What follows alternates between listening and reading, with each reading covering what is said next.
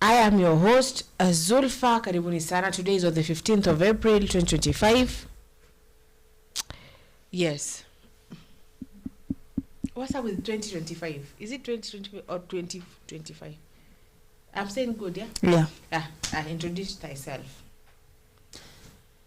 Good afternoon, guys. How are you doing? It's a good afternoon. I think you were good when we were at least to mend a break kidogo, but we are here because of you and you are there because of us. We are here to give you kuambia tu, you know, and as usual. We are here as usual. Tunawaelimisha, tunawaambia yale ambayo yanajiri katika nchi yetu ya Kenya, yale ambayo yanajiri kwenye government yetu, and what's going on actually. We always tell you, and if you are not updated, I think you are being updated here in Kenya News Alert TV, the most lovely TV. Na tunataka to make equal the first, no? Equal among the first.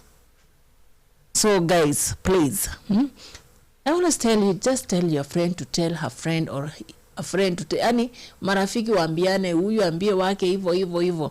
Sasa ile tunaingia you share the link faster hivyo. Tunaingia hapa, tuna comment, tuna like, tuna share, tuna subscribe, hivyo na life isonge, tutakuwa sawa kabisa. Ndio yani hii serikali lazima tutuiguse. Hiyo ni lazima tutuiguse. Because you know, guys, you can't sit there, unaangalia Kenya ikiyumba. We are Kenyans. We have to fight for our own country, okay? This Tilda, I was told to introduce myself, but I went and passed to Modogashe and come back to Lamu. But I'm Tilda in the house of Zulfa. Karibuni sana, tunawapenda sana. May God bless you.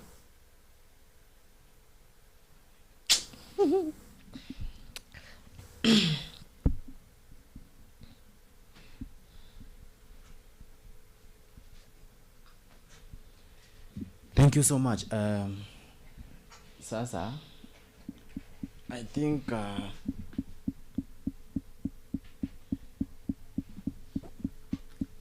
my sister umekaribia kuguza hiyo, which is very good also, and the fact is umenipea int. Anyway, this is Plains and Felix, and I welcome you to Semanasi Show.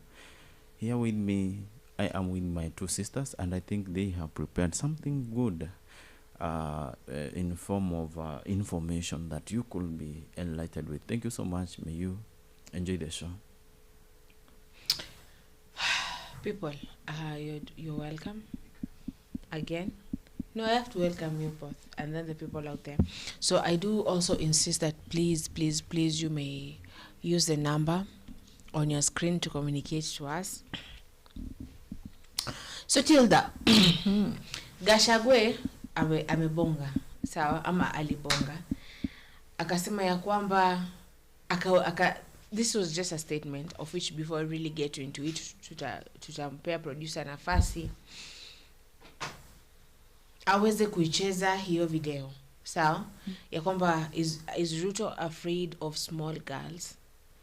Ruto anaogopa watu wadogo wataweza kuvunja serikali yake. What would you say about that statement? I could say yes, because you know, kama ulisikiza kwa was it Cleo, alikuwa anasema if that was a place, ndio, why stop the kids to perform the play? Why? And then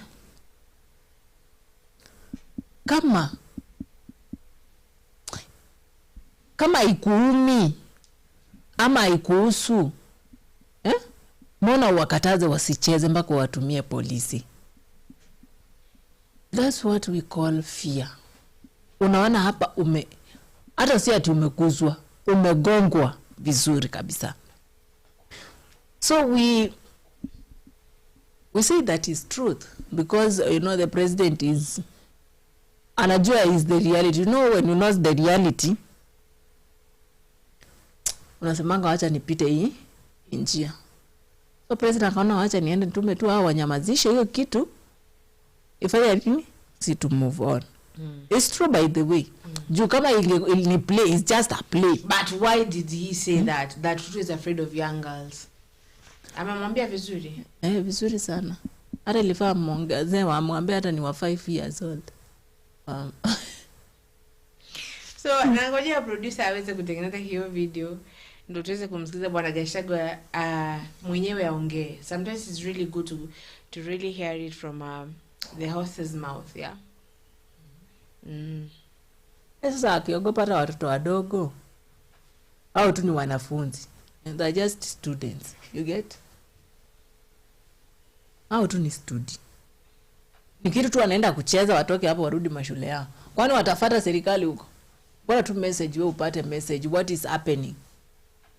And is the reality. Uchumi imepanda. Hakuna nini hapa? Free education yenye mnasemanga there is free education. Yes, umesema ni watoto wadogo sivyo? And umesema ni watoto wadogo. I will assure you that those kids are not digesting that message. Hata kama wana digest, yes. Tena vizuri sana. What if nikisema the president is not against the kids but they are against the way the kids are used? Who was against? I'm asking. Let me tell you, yes. Fellow. Nini? So walisema mbona huyu alienda kutumia wanafunzi? Angeenda kuchukua watu wazima. Unajua watu wazima huwezi waambia tu fanya hii. Kuna wale watakubali na wale watakataa. Na watu wazima wanajua hii ni rahisi sana, naweza hata pigwa nini mingine mbaya sana hapa. So the good message, if you want fellow, usijui ni kuambia aje. Ukitaka message iende vizuri, ukitaka message, kuna mahali niliona mama na mzee wamekosana. Wako na mtoto kwa hiyo nyumba. Sasa instead of saying if it's your babe or your husband ama babe, na unajua kuna kitu haizi sema hivyo. Anafanya aje? Anatumia nani? A good messenger is the kid who is there. Endo waambie daddy hakuna skari. Endo waambie daddy, endo waambie mami nguo zangu ni chafu. It's okay. It is because the relationship between daddy and mommy it's shaky.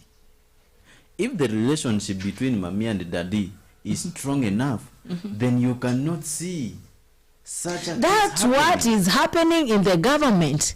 That relationship is shaky. That huyo alijua this is the reality that is coming to face me direct and I doesn't want it. Ataki hiyo. It's okay. Sasa alijua hao wanafunzi wameambiwa na huyu mtu nilikuwa na yeye kwa chama changu. So this person amejua hao watoto wanakuja kutoa the whole information. Unajua wataisema I think you know venye poem inaenda. Inaenda ni kama mtu anafanya ni kama iko hapa ina happen. It's okay, thank you. This is also what I'm trying to tell you. Yes? Not even telling you, I want to ask you a question.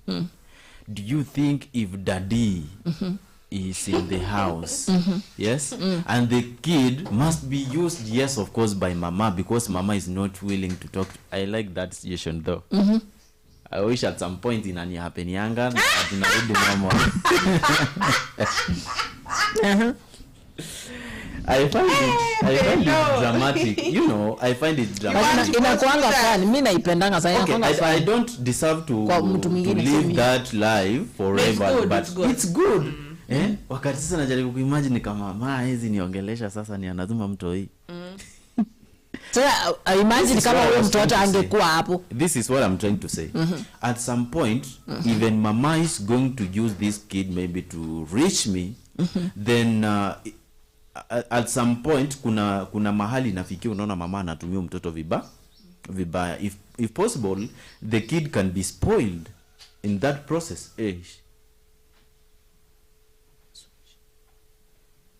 The kid might be spoiled in that process. How? So inakuwa the responsibility of the dad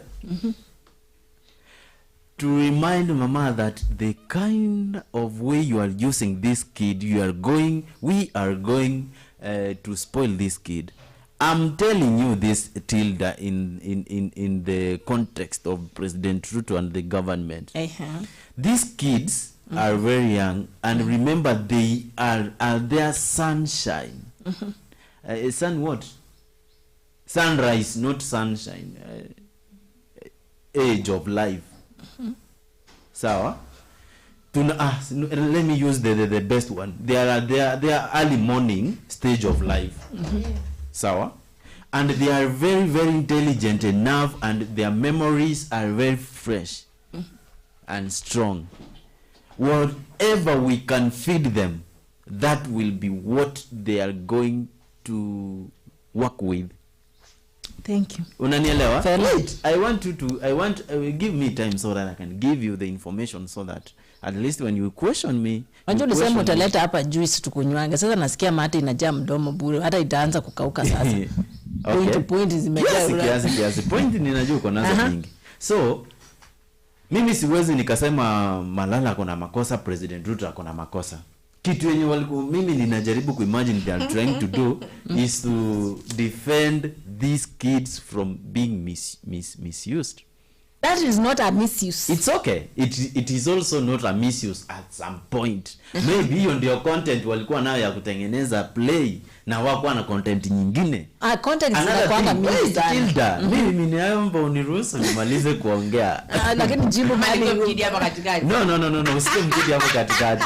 Usikie mkidi hapo katikati. So this is what I'm trying to say. I'm very sure those kids who are passing information. Yes? And the president is like a dad, according to the examples we could give. In fact, si hata president serikali, sivyo? Because hatukuona president akiwarushia tear gas na mkono wake ni polisi walienda, sivyo? So mimi ni kulingana na maoni yangu, kitu yenye naona ilifanya government ikaenda kuingilia kule, yes, ni kwa sababu iliona watoto wanatumika vibaya, and at the same time Malala ni kama mama ya wa Kenya at some point. So ni anatumia last born ambao ni hao watoto wadogo ambao wako age kidogo ku recite poem ifikie baba, anawasaidia ku grow mind. Unanielewa? So at some point Rigathi Gashagua kukuja kuingilia like ati Ruto ameogopa watoto, no. Ni ukweli. Hiyo nao siwezi kubaliana nayo. Ni ukweli. Si eti aliogopa watoto. It's like wacha angesema aje ameogopa kitu yenye imebebwa na hao watoto.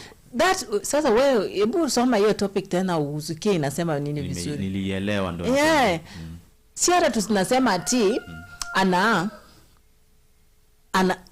yani anaogopa hiyo kwanza tu hata si watoto. That statement will come and kill the UDA ama the nini. I think you understand. Unajua si ati hao watoto wanatumiwa vibaya. Hao watoto there is something they are learning from there. Sawa? Now watoto, when you are giving your empty promises, they were there. They were there. So unajua hata wakikuja wakianza kukuambia fellow, unajua by the way tuliambiwa tutakuwa na free education, tutakuwa na kitu fulani hivi, hata kama tutakuwa tunalipa kidogo, but zile free zenye tuliambiwa ziko wapi? I get And then wanaona venye vitu zinapanda, the way walikuwa wanapelekewa wanaenda na shopping shule haiko hivyo, vitu zimepunguka. Yes. Vile yani venye walikuwa mtu alikuwa anapewa pocket money ya 10,000, right now you are being given a pocket money of 2,000. Hata unashangai hata yezi fika mwezi yezi isha. So even them they are seeing what is happening. So when this one came with this idea, they said yes. Ili kitu tena mnakaa mnagiri nasema wanafunzi mnaona hii sitaenda vizuri. Haya, twende naye. Tell the president the reality. What is happening? Hatuwezi kaa hapa ati mimi nikipata wa kutumia na atumike vizuri na akubali kutumika hivyo anatumika. Bara wazazi hakukataa, wazazi walikubali. Ni kitu iko sawa, even them are saying this is as we said, as we've continued to say that this is the thing. Yes? Mr. Producer, tafadhali naomba ucheze hiyo video Mr. Gashagua. Tumsikize opinion yake.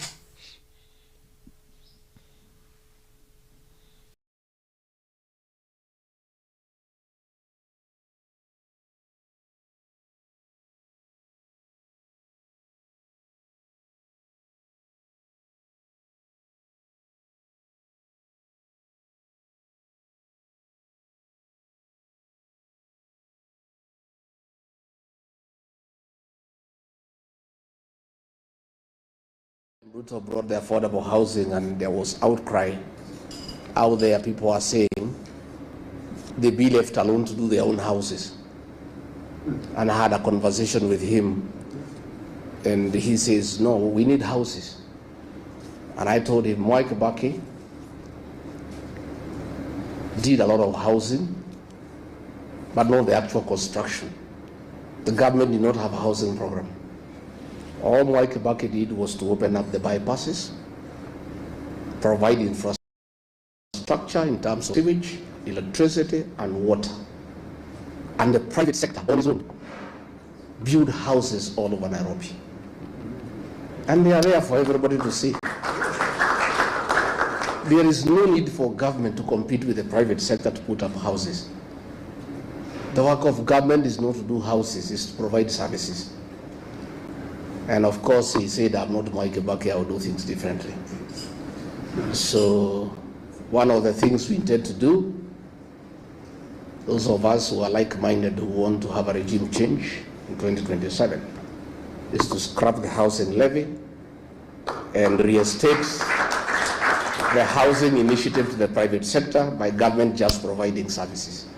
Just do roads, water, open up, and things will just come up on their own.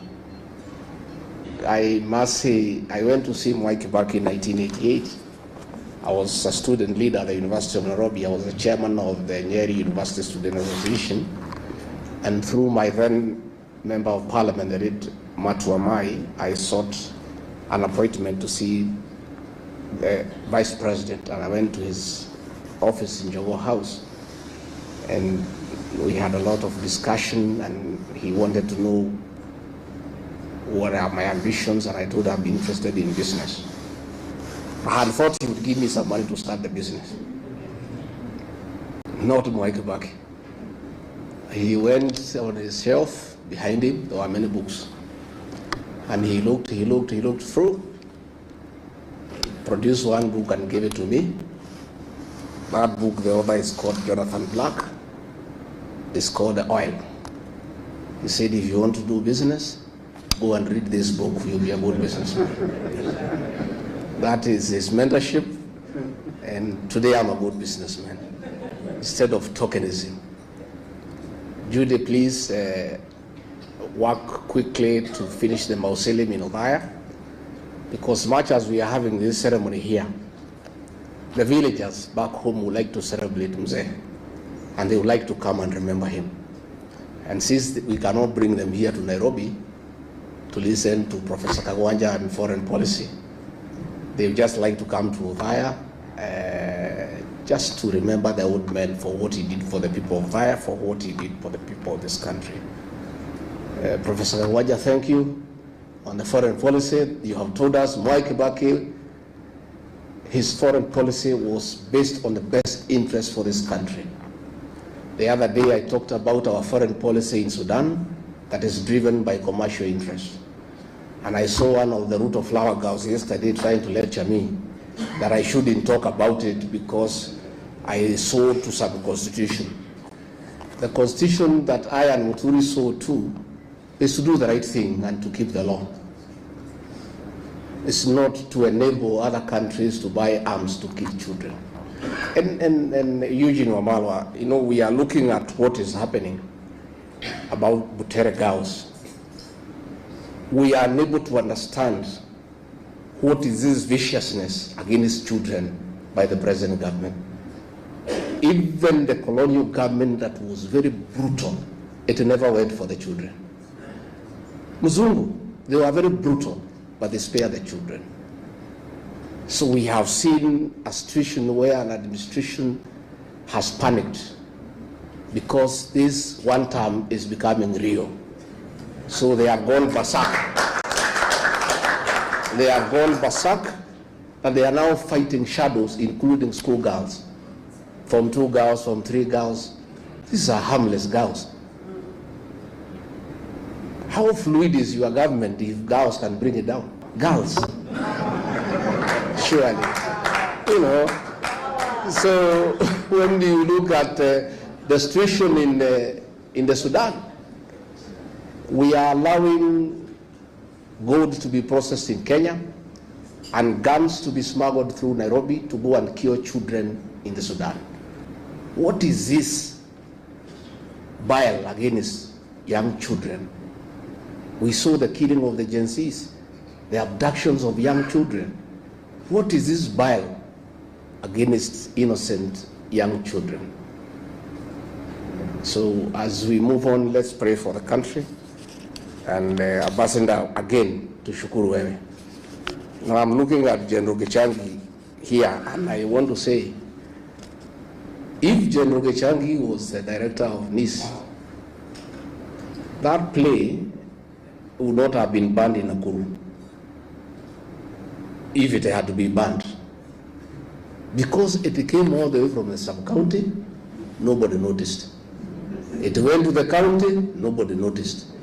It went to the region and it became number 3, nobody noticed. They only noticed about it in Nakuru, in the finals, because of a failed intelligence system. You know, that will not happen. So if a decision needed to be made that that is a bad play and people should not see it, ingesimamishiwa huko mbali, because the officers on the ground every day, lakini watu wote wamelala, kila mtu anatafuta pesa. Hii serikali ni ya biashara. Watu ya intelligence wanatafuta biashara, watu ya polisi wanatafuta biashara, rais mwenyewe anatafuta biashara. Sasa, you know, these are things that would make Mwai Kibaki turn in his grave. You know, tuko na shida kubwa, lakini Mungu anatusaidia. So Jacob Haji, we are forming a political party in May. Tutatangaza. We look for a way to work with the Democratic Party. We would like to be associated with Mwai Kibaki and what he achieved. Wacha ni introduce huyu Ketu Waruguru, simama, pigia makofi. Huyu mrembo ya Laikipia. And we have our daughter. She's called Gather in Kikuyu land. The Honorable Gathoni wa Muchomba.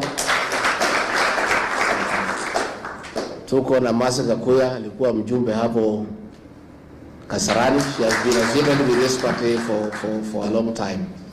Of course, tuko na Norman Nyaga na wengine, na tumeshukuru sana, and the organizers of this function, we are honored. Tuko na Jane Kihara, the great leader of Naivasha. Alichaguliwa as an MP kwa hii chama ya Democratic Party. She's a third member, ako kwa tamu ya 3. Na nikali anaangushaga wanaume 7 kila uchaguzi. Wote wanaweka chini. These strong women, they are strong people. So tumeshukuru sana, and thank you very much, and asanteni sana Ambassador Muthaura and your team that supported Mwai Kibaki. We honor you because you made him great by serving him well and helping him to steer this country, even as he advanced in age. You know, his things were going very, very well. But again, it is him who gave you the opportunity and allowed you to work. Asanteni sana. Thank you very much.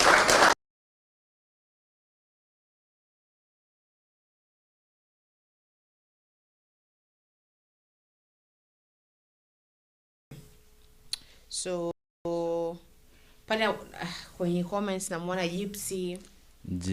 Yes. Gypsy. Say Gypsy. Nimesema aje? Sema aje? Gypsy. Nimesema hivyo. Okay. Ama nimesema aje? Gypsy.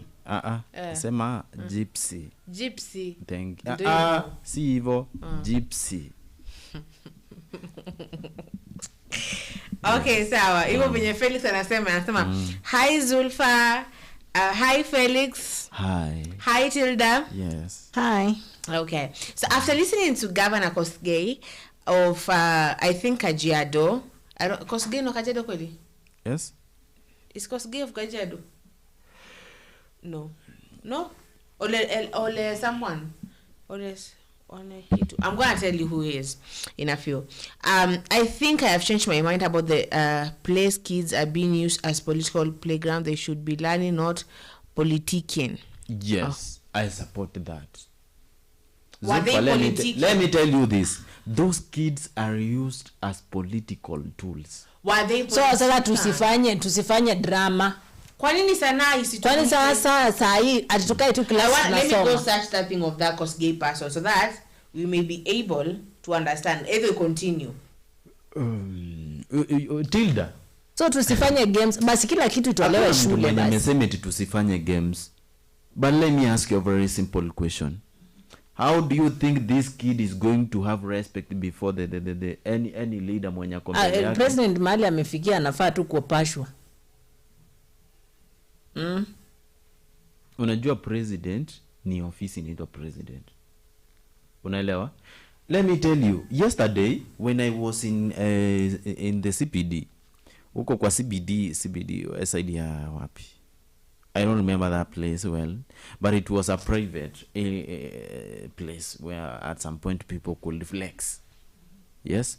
At some point people could flex. There was somebody who was trying to say this, please, despite the kind of president we have right now, he I've already found president. It. I have found it. The producer taking to iskize pia sisi. Let us continue as the producer is doing that, yeah? I was trying to say that you guys, let us say that, let us be serious at once and at some point be transparent enough. Yes? Wakati makosa ni makosa, tukubali Tilda tafadhali, eti ni makosa. Na wakati makosa si makosa, uje tuseme si makosa. Kitu ya kwanza mimi ninaweza sema wanafunzi wanatumika vibaya. Why would you not only hawa watoto wa Butere, afadhali wa Butere tunaweza sema ni ilikuwa like ni drama, lakini yenye ilikuwa. But why now? Hiyo kitu ilianza years back. Huko tulifanya hiyo kitu. Why now kwa serikali ya Ruto ndio haifai? Si eti haifanyi. Mbona inakataliwa? Alafu these things have been happening. No, these things have been happening on the ground. Imekataliwa with hadharani. Hadharani mse. Yeah. Hadharani. What? Hadharani. Imekataliwa hadharani. Let me read this. Gypsy anasema kwamba I don't agree with Gashagua with some of the bits. Was he not in the government when some of the governance was abducting, killing and disappearing? What can you say about that? What? Thank you. Now what can you say about that? So you want to say when Gashagua was still there, people have been abducted? No. What? But when they talk about it, they're being shutted off. Shut down. Funga hiyo mdomo. Ngoja. Let us circle on this one. So you want to say when Gashagua was in the thing? You know? No! When the Gashagua was in the thing, people were still being taken off the streets. Ilikuwa tu ina happen. But Chinyawaba. Ever tu. You know, why didn't he speak up then? Let me tell you. The problem with this government that is there right now, I think you are seeing hata mnaiona vizuri. When somebody is there, hata afadhali hao wengine hata mtu angeongelelea hapo, ahame hiyo chama aende chama ingine. Sawa? Lakini sasa hapo ukiongea unajua hakuna chama unaenda, ni nyumbani unaenda. Sawa? So, if you try to speak, wacha niwaambie, ukifollow up this thing vizuri, sometimes we say Gashagua is bad because he did not speak when he's in the government. Because kama angekuwa bado kwa government, still so many things could be going on zenye si atungejua zenye amesema sahi. Vitu zingine zingekuwa zinaendelea. Because he was the part of the... We need to be so hard for somebody who was a leader before to stand up and criticize the government directly instead of using kids. Why? I don't think the kids were used. That is according to me. Kids wametumika vibaya. Hawajatumika bro, sababu So I used to be part of drama, I'm saying. And these are the things that we used to do. You speak on what is going on. But on the society. So Gypsy says that apparently Felix, you're getting the name right, yeah? That is how I can say that name, because of my heavy tongue. I'm not trying to pronounce your name like in a certain way. That is how, if I say G with a, it will so I only say Gypsy. Because when I say that's how I can say it, because of my heavy tongue now. What? I don't like when you are pronouncing that big name in that way. Say what? Gypsy. I can't. Ni Gypsy. Well, very important. Very important. Yes. Sema ni nini kikusikitishacho? So let us stop. I'm not trying to pronounce it a certain way. That is how I can really, unless I really concentrate. So I'm going to concentrate all the time. I was trying to say this, Zulfa. It is very wrong. Let us say the truth. It is very wrong to use a channel that you really think that when you use this channel, even the police will not manage to use this channel because it is delicate, just like an egg. I could see a certain footage whereby kids are reading a Swahili sentence. Yes? Trying to narrate all those points whereby the roads should start from Mandela to I don't know where. Ianze Mandela, iende wapi? Lamu. Modogashe. Iende alafu sijui wapi. Lamu, whatever. Yeah, why? They are using kids to criticize the government indirectly. Let me tell you the truth, Zulfa. It is not good. It is not good. And they are doing that because they know very well that a kid cannot be arrested. Which is very wrong. But the kids were if you have got mimi sizungumzi wa Butere. Kuna clip nyingine niliona yasikumbuki hata niliona wapi. Wanafunzi wako class. No, I'm gonna say it is true. Some of the teachers do use these kids for political. Kama hao wa under break, I'm gonna say our PP1. Or play group, because when the play group kids don't really understand what is really going on. That's when I can say yes, for sure. You're using these kids, those ones. But when at this age, mali shafika mtu ambaye ako 16 years, mtu ambaye ako high school, you're really getting into that's why you're taught the constitution when you're in Form 3. That's why you're taught your history when you're in Form 1, Form 2, Form 3, Form 4. So those ones. Watch a producer acheze hiyo ya Kosgei tumsikize ndio tuelewe kwa nini Gypsy. Say that name. Gypsy. Thank you. Yes. Lakini amesema it's just by the way. I don't want to get their name wrong. Some incidences took place that has attracted the attention of many people in the country.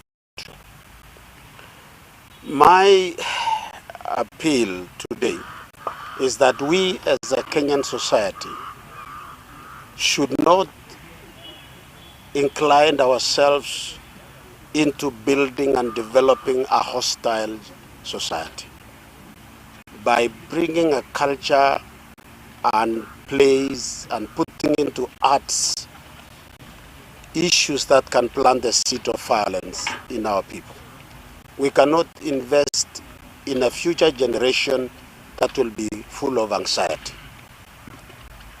We are seeing a tendency in the abuse and the use of social media, and all our medias to advance things that cannot be advanced even in developed countries where freedoms of speeches are there. The freedom of speech we have is not without limitation. In the liberation, during the emancipation of the slaves from slave trades in early 1900 and 1800, in 1901, one slave, after the declaration of that freedom, went through the streets of one of the cities in New York, swinging his arm and saying, "Oh, freedom, freedom, freedom." In the process, he knocked the nose of a white man. And of course you can imagine the kind of altercation that came. And this is the comment he made, that your freedom ends where my nose begins. Freedom ends from where the noses of others are. And let us not inculcate a very hostile society by somehow encouraging our young people that the rule of law is alien to us, and the way of a society that you can say anything, you can demean anybody. And of greater importance is the demeaning of the office of the president, because office of the president is beyond the person occupying. It is a national symbol of unity in the country. It is a sacred office that we must all respect, not because of expediency and the benefit of one person, but it is our own honor as a people. It is a mark of an independent country. We want to appeal to our young people that let us respect our flag. Let us respect our constitutional offices, and let us respect our processes. We have problems. We have sometimes excesses here and there as people implement the law, but not at all that should become an excuse to feel that we should demean our own country. And you cannot put a judgment without investigation. We are a country of a rule of law. It is too early to condemn who is right and who was wrong, because the law enforcement agencies got a right under law to implement the law if it is preempting or protecting. Now, did they do it with the right orders is something that must be subjected to investigation. Number one. Number two, how did it get up to where it did? Who taught these children this thing? Who prepared? When you say the echoes of war in itself is sensational. It's sensational enough to make everyone to say, "Hi, what is this?" So where was everybody when this was prepared? Number three, this is not the first incident I think we are witnessing from the same school. 2013, we had the same problem. And they had to be stopped. And again, so we want to know what happened then, what contributed to this now. So the question of forgiveness comes out of when a verdict has been reached to say you are condemned or you are free.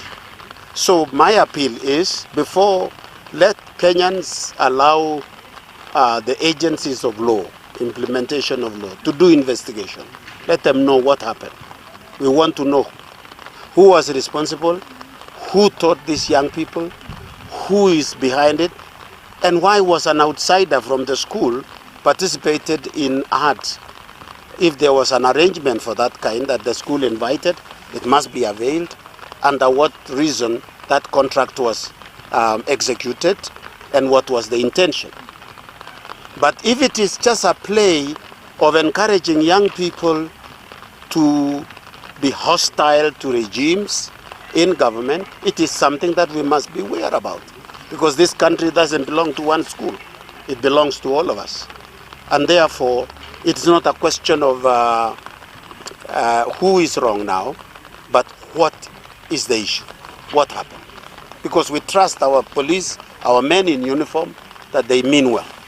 And up to now, because all of us, we rely on them. You cannot tell us today you can stay in this country without police. We need the police. And we cannot condemn them. They are children of this country. They are parents. They are sisters and brothers of the same children. And if they acted, we must ask. Yes. And I told you that even si hata nyinyi mmesikia vile jamaa amesema. Ni anasema sio sisi tunasema. Si mmesikia hata vile jamaa amesema?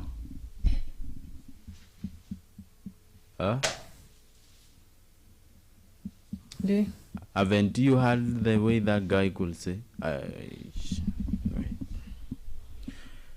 Unajua nikiwaambia wacha tukubali hawa watoto kuna vile wanatumika kama tools uwezi elewa. Unaona Zulfa nilikwambia ile ya watoto wadogo wenye walikuwa nasoma sentence imeandikwa chini. Wale watoto ni juu hawana uwezo wa kukariri maybe at some point story yote kutoka kwa kichwa wakipeana. Now that hao wengine ni wakubwa kidogo, they can easily be used. They can be easily be, what is the difference between these Butere girls and those kids that we could see reading a statement of barabara ya kutoka Mandera? Lakini sasa inaenda tu. What is the difference? Hata mtoto akifunga shule si anaona tu president alikuwa anaongea pale akisema barabara itoke. Yeah, so wanaona. See now. See ule wakati we said that see wakati sasa niaje mtoto anaweza kuwa interested kwa political issues na mtoto ni mtu mwenye anaweza angalia cartoons that are right now are so interested in political kids. I went to my sister's place and the sisters watu wake au my nephews and nieces are the ones telling my sister that mom citizen news ishaanza wako hapo they know it's Ruto. I didn't even know president nani when I was that age, but right now they know who is Ruto. They know who is Gashagua. They know who is Kimani Kichunga. They know. Let me tell you this. What I know, yes, they can know that under the influence of their parents or teachers. Which means parents but and naturally, if you want to win even the attention of a kid, yes, yeah, bring petty things just like cartoons, flowers, and so you want your kids to grow ignorant? They shouldn't grow ignorant. They should know. I want my kids to grow up knowing who is Ruto, what Ruto did, who is Moi, what Moi did, who is the Queen of England, how who is Marie Antoinette. I want her to really know. Let me say this, yeah. I want her to know. I'm gonna draw the what? A moment. Don't talk. So that I can draw. I want to draw the entire galaxy in the back of her hands, sawa? Both hands, so that she may know. I want her to know the space continuum and all that. I want her to know the dimensions. I want her to know time travel. I want them to really understand, sawa? Like really understand. Nataka ajue hata MCA ambaye ameteguliwa leo nani. I want her to grow ignorant. Eti anashtuka like, oh my god, no. Yes, mimi hata ukiniuliza the first MCA wa kijiji yetu, I don't know. Gypsy. I've said it good now. I've said it good. You are free just to use it because that is your nature. So. Am I lying? What are you saying? What is my nature? Karibu kwanza kuambia ada. What is my nature now? Of nini? Of what? Of your tongue. Yes. Yes. So we should not be naive about Gashagua. He's trying to gather his own camp and political status. Even most of his Gikuyu supporters have dropped him and joined the likes of Karua, Matiang'I and Ndindi. Allah. But say though they were the entire then you want to then maybe you think you can hapo sasa ninasikiara. Let me tell you this. Kitu yenye inaweza fanya sasa watu waanze kulose imani na Gashagua sana.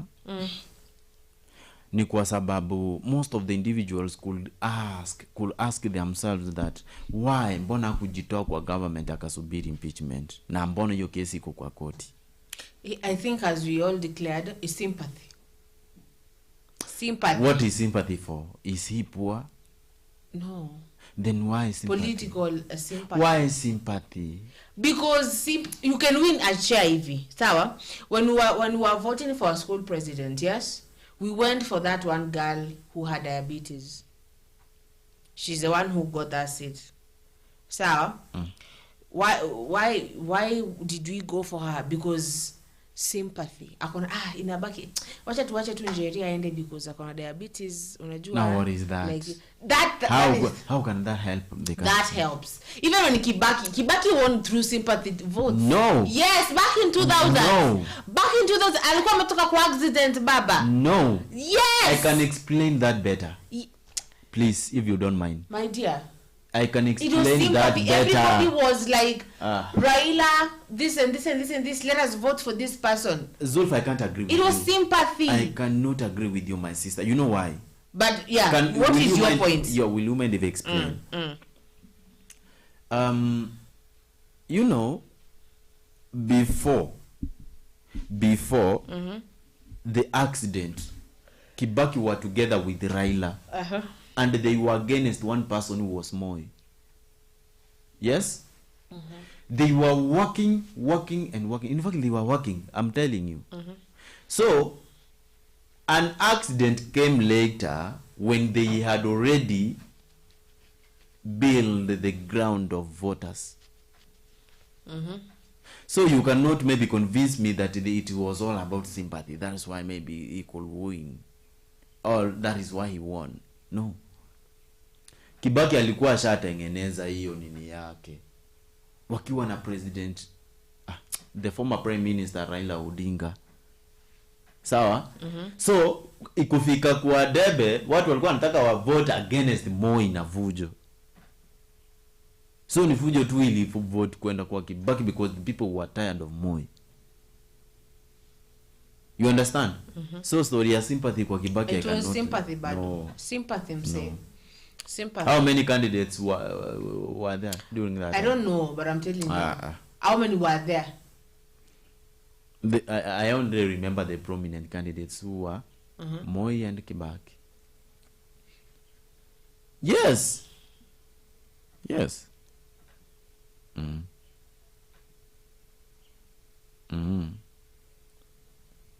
I'm telling you what I know. Okay, so Gashagua, Kalonzo, and other leaders attending a funeral service. Sawa.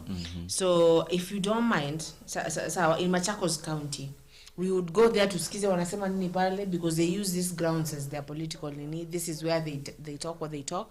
So tute pale kidogo tuwagusie, then bado there's Mr. Ruto is somewhere. So we're gonna touch. So let us touch there with Gashagua and Kalonzo.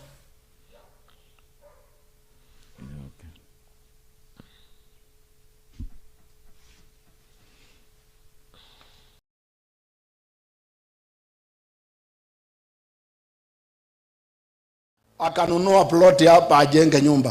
Yaani kutoka kwa kanisa hakuna kitu kingine. Kutoka kwa kanisa hakuna kitu kingine mpaka kwa nyumba.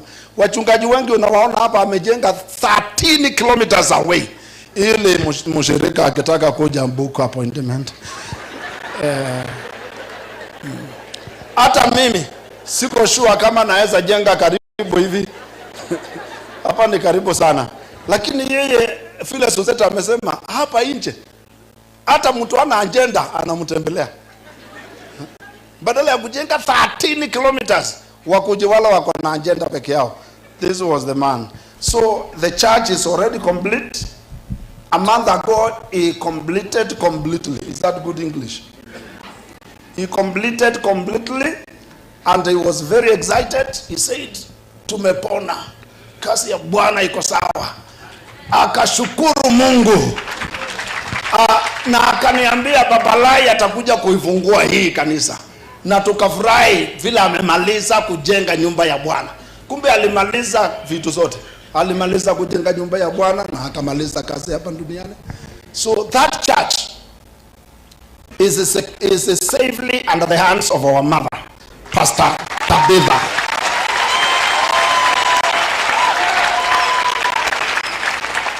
Pastor Tabitha is an ordained minister of the gospel. Pastor Tabitha is a trained minister of the gospel. Pastor Tabitha is a spiritual woman of God. So we don't need another man of God. This woman is enough man of God.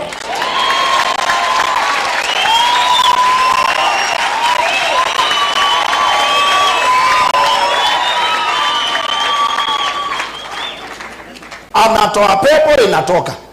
Yes. Hata kama uko nayo after this umuone atakutolea. For free.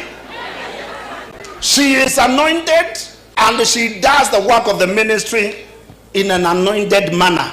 Anointing yake si ya GMO. Si unaona hii ya genetically modified anointing? No. Thank you. Thank you. Amen. Reverend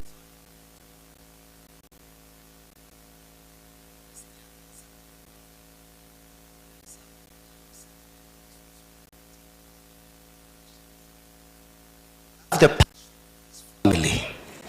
Kama umesikia hakuna ujanja, hakuna ukora, it's a family that has a fabric of unity, oneness and a fellowship. Umesikia testimony ya watoto, ukisikia baba akisemekana he was the clown of the family, then you know that was a father available. Rikiji siku ile akiapishwa alituambia ukitunza kila kitu, tunza jamii.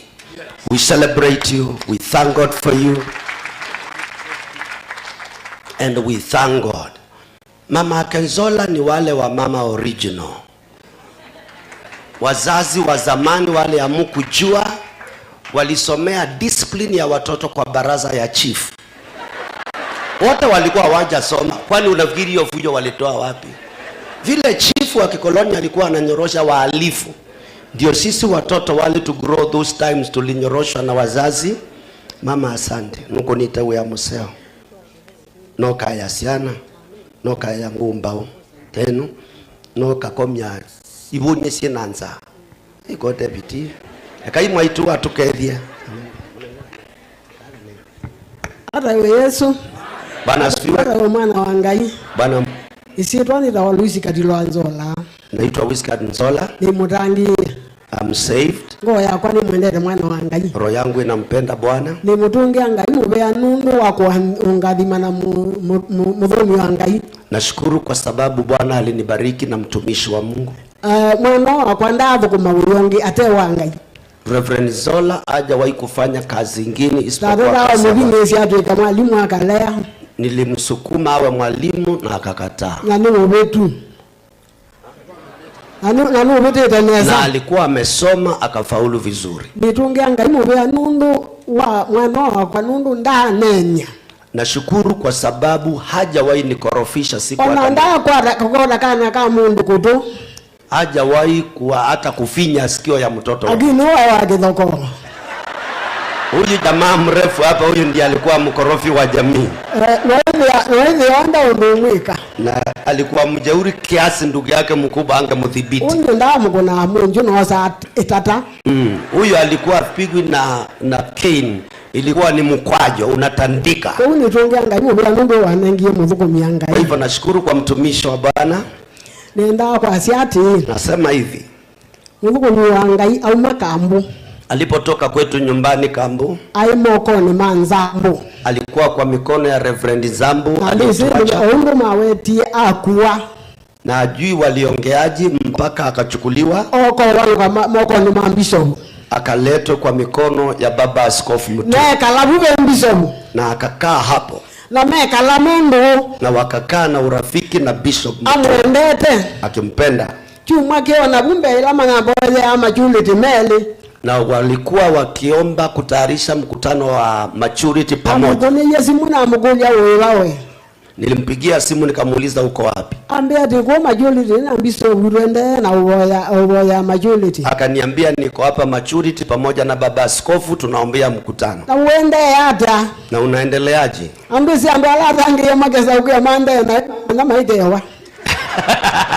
Mtu wa kuokoka kweli hawezi kukuambia anaendelea vibaya. Hiyo ni maneno ya kweli. Akaniambia naendelea vizuri. Nakula vizuri. Akasema tunafunga. Mtu afungi kama hashibi kwanza. Nikamwambia asanteni, endelee na maombi. Nilikuwa naongea machache hayo. Mwana usu wakwa ekalile mokoni asuma mbiso. Alikaa kwa mikono ya baba askofu mpaka alipopata hii kiwanja ya kujenga kanisa. Nikamuuliza umemwambia askofu?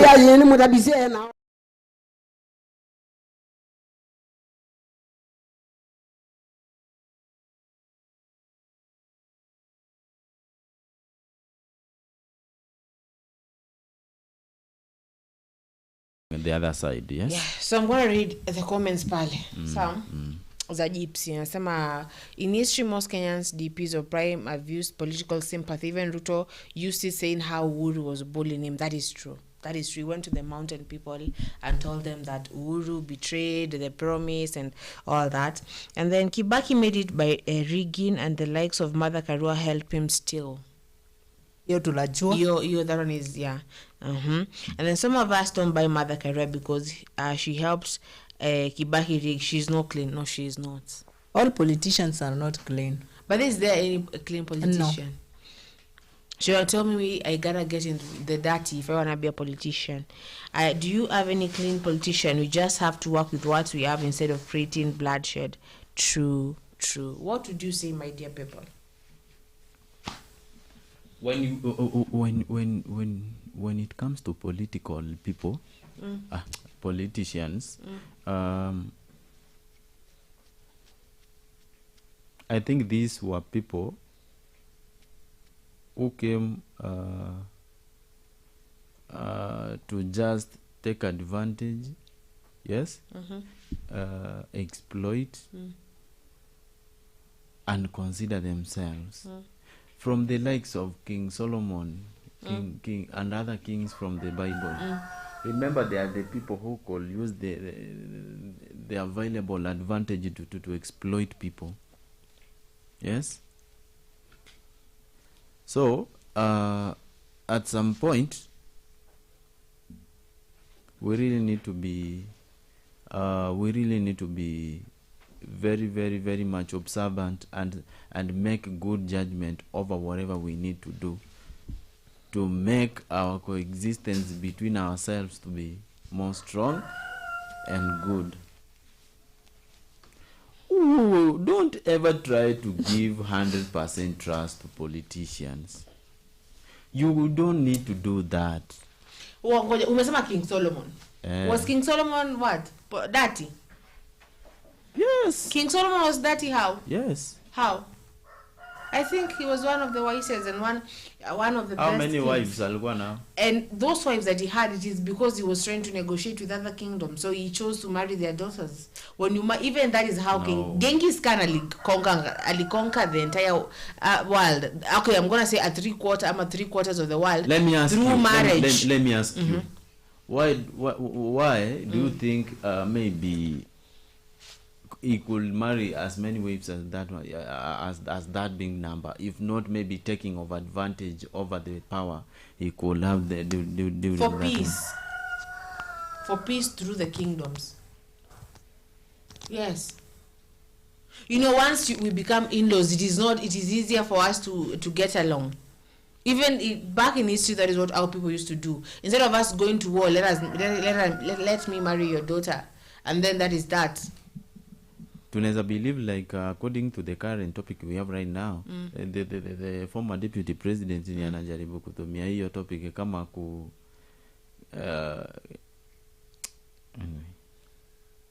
kama kuvudu nini fela. Sema tu. Angalia design fulani yenye minaweza fanya niogope. Are you a diehard of Gashagua? I'm the diehard of Kenya. Thank you. Then you don't need to look at me. No, I'm guy. I'm not sikuangalia kwa ubaya na kuangalia ndo uniambie. Okay. Uniambie your point. Thank you. This is what I'm trying to ask.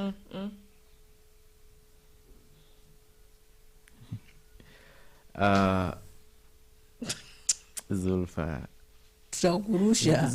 Tutarusha pelo nje. Zulfa wewe mtu akiongea Gashagua vibaya. No, easy. Where don't say that. I am not a diehard of anyone. Actually, anyone in the politics, no one at all. I think I just love Kenya. If you ever ask me to choose any political personality, I used to be for Alfred Mutua, and then I came to realize it's just as the likes of them. So right now, I just became of Kenya. Sisi sina mtu specific. Hiyo siku ikifika tutajua. Nipo tu. Utajuaje kama yeye ako na mwesh? Mwesh who? Mwesh who? Mambo ya mwesh. Is a song? Oh. Well. Don't lie to these beautiful people out here. Niko na swali la kuuliza. until when are you going to justify the statement that those kids or any other kid in right now, according to the environment we have right now, kids are not being used? Because I feel even kama mimi ningekuwa high school sahi and I'm seeing everything that has happened, I've seen my brothers fall, I've seen my brothers disappear without a trace, I would want to talk about it. I would want to be able to be given a chance to talk about it. So that's why I would want to be able to but let me tell you fellow, unajua hata watu watalaumu the Butere girls ama the other girls. Tulikuwa na mjadala shule. Sawa? I know you and I think you understand about the mjadala. Upinzani na inakuanga hivyo. Kuna this lady from yani ako tu huwa comment kitu yoyote. Kazi yako tu ni hapo. Akiambiwa anasema mine I tap to Tilda. I was the mimi naenda kuongea hapo. Hakuna kila mtu alikuwa akisimama akiongea na kaa chini na niacha kama bado nimesimama. I was best. Hata sasa inafaa nikuwe member of parliament. I have to do something. So you should do something. I have to go and join Ichungwa. I have to go and join Ichungwa there. Umeanza Because Ichungwa, you know why I'm saying Ichungwa? Yes. Because Ichungwa atakupasha according to the way you have come. No. Na tena ukikuja vizuri tena na kurudisha venye umekaa. The same Ichungwa that we all know. Wacha na Ichungwa hiyo life ndio mimi nataka nirushe huko nirushe. Yani Mili Adhiambo have you had yeah, even Mili Adhiambo too. Yeah. But now she just tukamaliza mjadala saa that time to get out. Akaambia teacher niko na poem. Akamaliza poem umetoa wapi? Akasema yesterday I watched news and I saw what happened. Yesterday night that it was 7 because 9 yeye alikuwa asleep. Ilikuwa 7. Msichana amesimama alikuwa class 4. Amesimama anatuambia mambo ya anatutengenezea poem ya politics. Mwalimu akamaliza akatengeneza sijui alikuwa anasema vitu gani hapo, mimi ala sikuelewa. I was like wakati wa Moi. Why? ilikuwa wakati wa nani? What was the poem Kibaki time. I was just teasing her. So akasema hiyo poem mambo ya teachers, doctors, the MPs, the governors, the wote up to the president. Teacher kamwambia sawa. Si amesema tunasema man ina make sense. Watu wa drama tuko wapi? Huyu msichana paka tumwataka. Hiyo kitu lazima tushike wote. Tukaenda na teacher. So teacher alienda akamrecord. Umrecord hiyo kitu ilikuwa ina happen. Wakati Kibaki alikuwa anataka kurecord. Cheki huyu. No ngoja. Kamera isikuje kwangu ile kwa mtu mwingine. No, I'm asking genuinely. Tunafanya na machele sana. Yes. No, I'm sorry. Sawa. Na simu. What phones? Sikulikuwa na touch screen What phones? Kwa touch screen watu Kibaki wewe. My uncle was the first person by the way with the touch in my place. Kwanza yeye because hakuwa anajua kuna kutouch, alikuwa na touch na kiberiti. Kijiti ya kiberiti. Alikuwa joystick hiyo design. Ana touch na kiberiti. Sasa tulikuwa tunamfuata everywhere. So ukitaka kufanyia kitu akupige picha. When was this? But 2012. Zulfa, simu za touch screen zimekuja in the year 2009. 2000. No, when you say recording, sawa. Ni zile simu za tumianga Java. Zile za aerial. Pia kuna zile Java. I'm saying they didn't use Android most of the phones that came unless you were using a Samsung. Most of them were using Java something. Something there was a memory card at the end. I was using like a BlackBerry then, so to clear. Sawa? Yeah. So that's Java za memory card. Sasa hiyo yenye ulitumia ukiwa na miaka mingapi wewe? Ni hiyo time. So young. Ni hiyo time ya Kibaki. 10 years. 10 years tuko 25 sahi minus hiyo since 2015 kitu hapo since 2015 Kibaki alitoka uongozini lini? Alitoka lini? Wewe kwenda wewe ndi mtoto wa juzi hadi ashajishtaki na bado unaendelea. Sikiza nikwambie. Yes? So alikodiwa hiyo kitu sawa.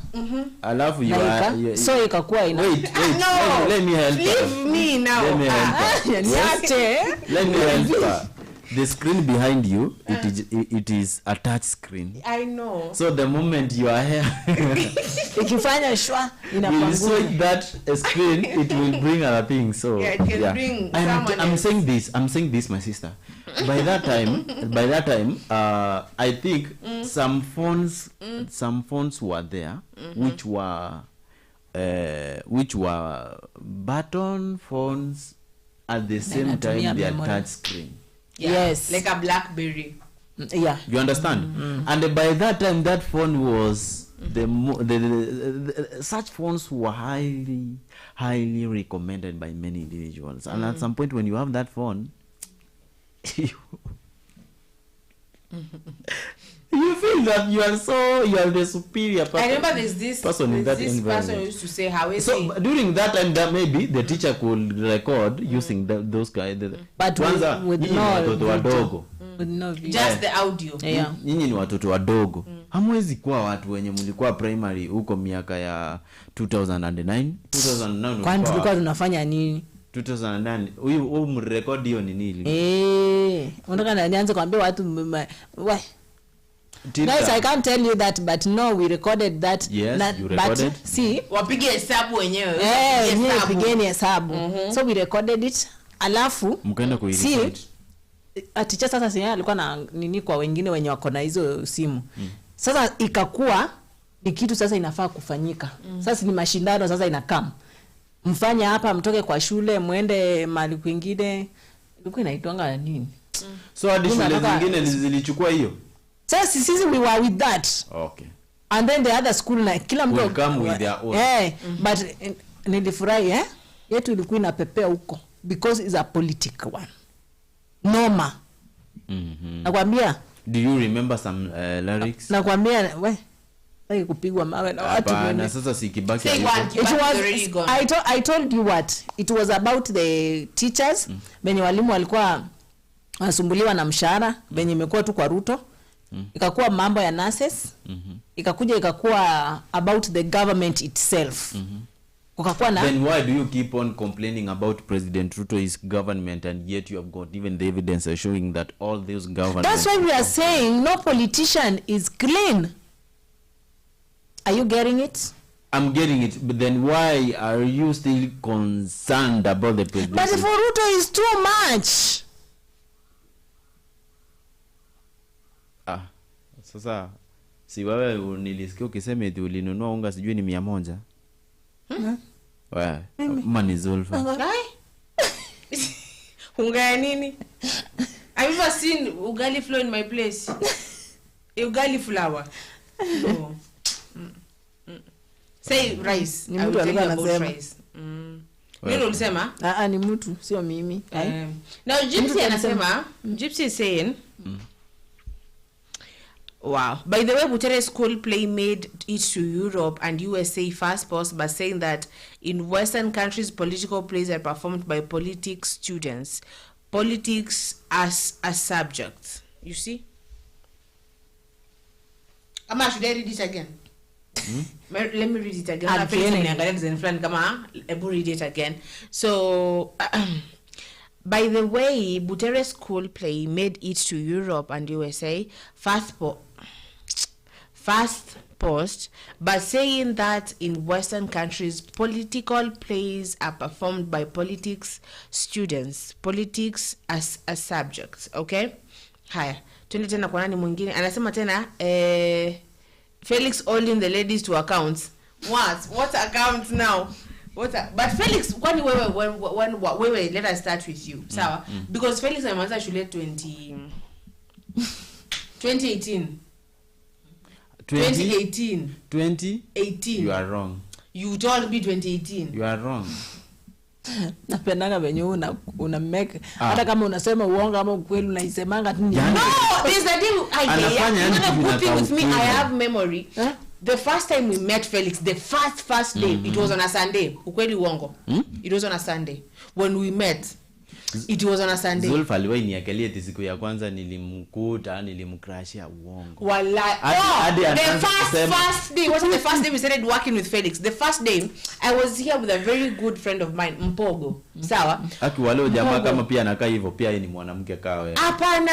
Hapana. And the way Felix was there, sawa, and Mpogo was like, I'm gonna tell you something, sawa, lakini yule kijana amekumind, sawa. That in our that is like Dar es Salaam. The expressions. Yeah. That means Felix msee mama anajificha in the lips now. So that was Felix then. So now at some point I get sick, so I go home. I had like this bad flu. So now on one Sunday Felix calls me and he's like, would you come through to the studio? Then I come through to the studio. So and Felix, being the gentleman that sometimes he is, he says, let me go spoil you with lunch. So we go for lunch. Now it's like we're getting to know each other because we're going to start working together. So then Felix is like, but then unajua mimi 2018 nilikuwa na mada 4th. That is, I love forget where we were. Unaona ile hospitali iko pale kando? Hapo. That is, I never forget things. Like that is you told me 2018 because, and I told you, okay, yeah, you finished 1 year ahead of me. 2019 is when I was finishing. You see, my dear. Tilda, the only problem with my colleague, she's a professional liar. No, anyway, I do not lie. She can. Wallahi be lie. Let me ask you. Ama you lied to me. What if you lied? What if I bring my documents right? You lied here? To me. Wait. What if I bring my documents right here and they confirm that you are totally out of the But problem? Then you lied to me. Then I have never shared my details. You shared. Felix, how you say things and you forget. I can never tell me something if you don't want me to remember 10 years from now. I will remember something you said that years from now. I'll be like, you said a certain day. I don't know. I just have that thing where I will remember. Me too, by the way. I didn't know. Wait. It's okay. Now, according to that point, yes, story ya nani Kibaki ndio imeleta history yote.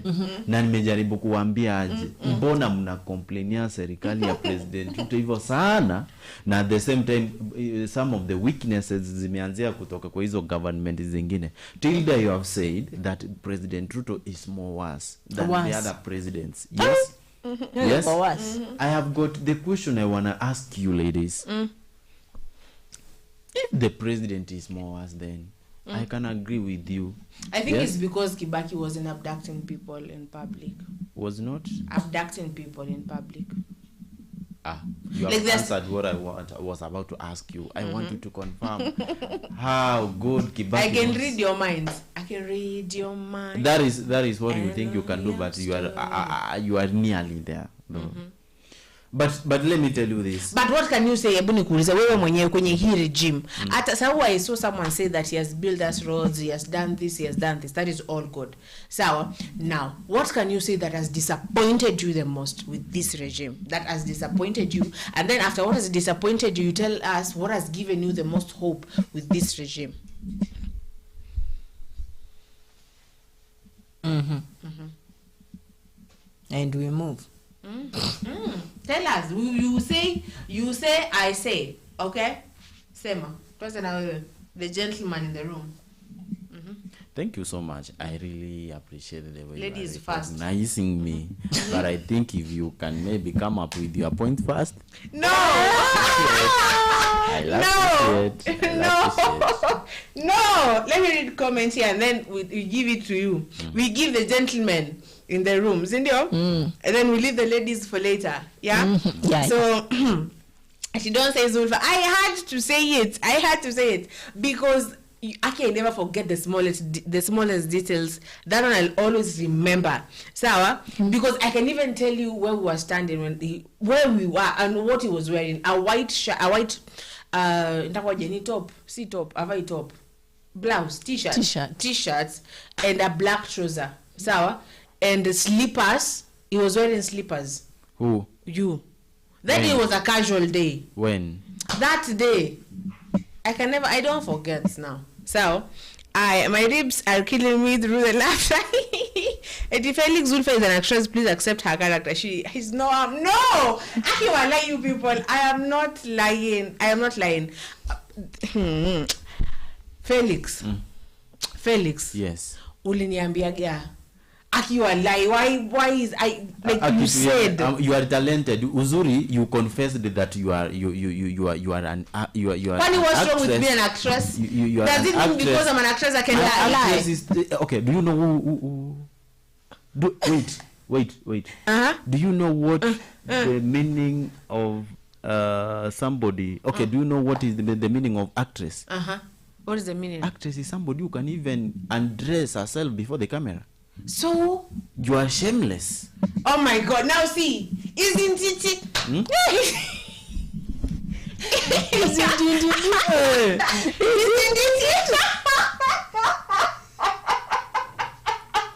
Oh my God! What should I say though? How should I say it? Is it not? Is it not? Okay. Is it not? What is wrong with my thing? Now, does it mean because I'm an actress I can lie? I do not. I cannot. You can make it. I remember. The thing is, I remember things because you're taught how to remember scripting and how to really. But I do remember that one. With that way, the first day we met, we ate what? We ate chicken, like stewed chicken, wet fried chicken, yeah. And Felix had chapo and chicken, sawa. And we were with Lewis too, sawa. Because the first day came here, not the first day came here, but the first day came to now to really talk to Felix. I came here with Lewis. So Lewis had egg chips and chicken, sawa. And I had rice and chicken. I even have those photos, yeah. So, oh my God, I'm hungry. Because of chicken. Because of chicken, nah. Well, producer, we are going to have chicken. We should have chicken. Yes. Now, so as we're coming back now, we're getting to know each other. So Felix is like, yeah. So we are talking, and then he's like, Uski, even you said, and I will not say what you said there because it may be your personal information, okay? Why? Because I can say it. Yeah. Felix said nilikuwa nafaa kumaliza 2017 lakini nilirepeat nikamaliza 2018. Can I create that now? Can I create that? Zulfa, you are talented. I'm not creating it. You are talented though. No. He says you are talented. So I'm like, yeah. So nimeza mwaka moja kuliko mimi nimeza 2019. Then ako like, guy, kumbe ni mtoto. I'm like, ara ni mtoto. And then we laugh it off and we come back. That is the only time he has ever opened the gate for me there. So we come back. Watu akiwa life. It's okay. It is true. That time you talk much. Yes? He opened the gate for you. That was the only time he's ever. Eh? And I'm gonna say that was November. Because I'm gonna crash here. Because I'm gonna crash here. Touch it.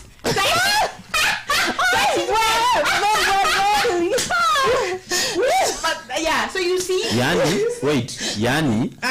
Yani mimi. Sawa. Yani mimi. Sawa. Gypsy, I think now you are getting it. Wait. Yani me. Yes. Felix.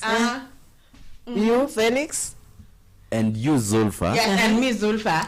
You. Yes, me.